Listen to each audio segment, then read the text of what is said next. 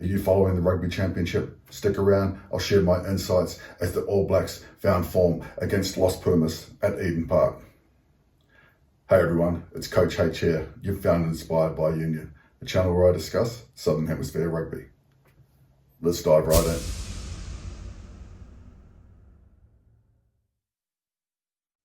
Well, the New Zealand rugby faithful, they were pleased after this one. 50 games undefeated now at the Garden of Eden, and Scott Robertson's All Blacks look like they're starting to discover their DNA.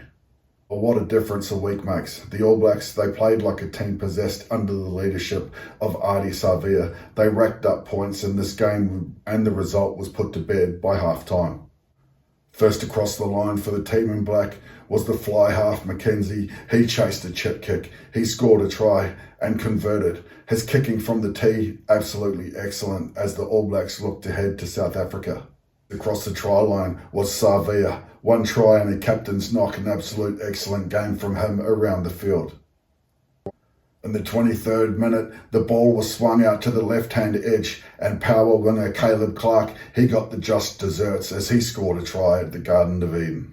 At the half-hour mark, a sniping run by TJ Perenara drew in the defence. He got a pass away to Will Jordan, who scampered down the right-hand touchline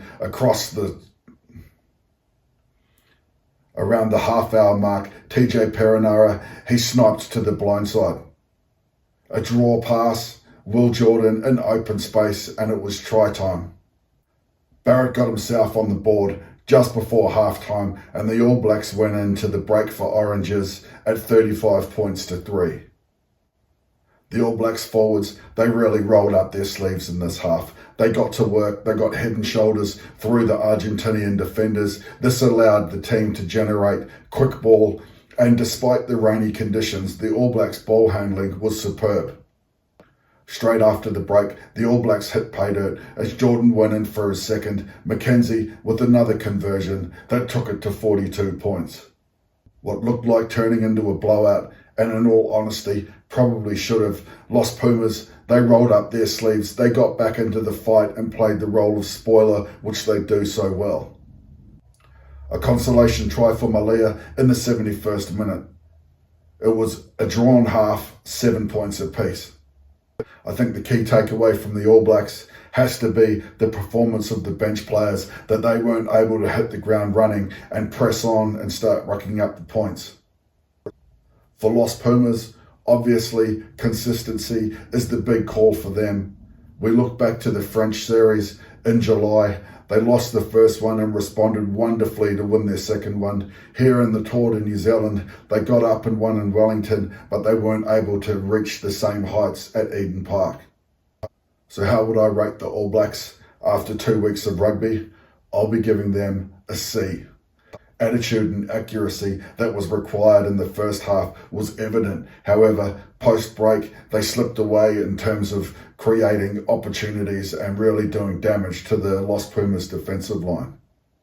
There must be questions for the All Blacks about their bench.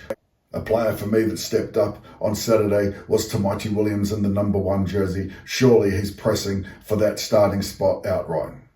So how do I rate Los Pumas? Well, I give them a C+ for the fact that they won offshore in New Zealand. Felipe Contempomi, he'll be drumming into his side that there's a real opportunity for them to secure back-to-back wins against the Wallabies coming up.